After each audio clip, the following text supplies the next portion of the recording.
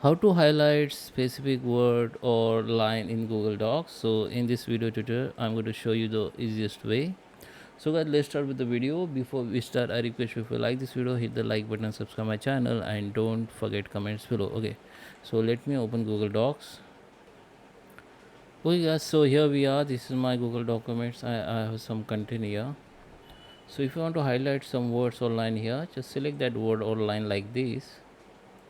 In this, come here in toolbar, go to the highlights color, and just select that color which you want to highlights, which you want to use in highlights. Okay, if you don't find this option, you need to just expand the tools like this, or you can also search that highlights option in the search bar, so you definitely find here.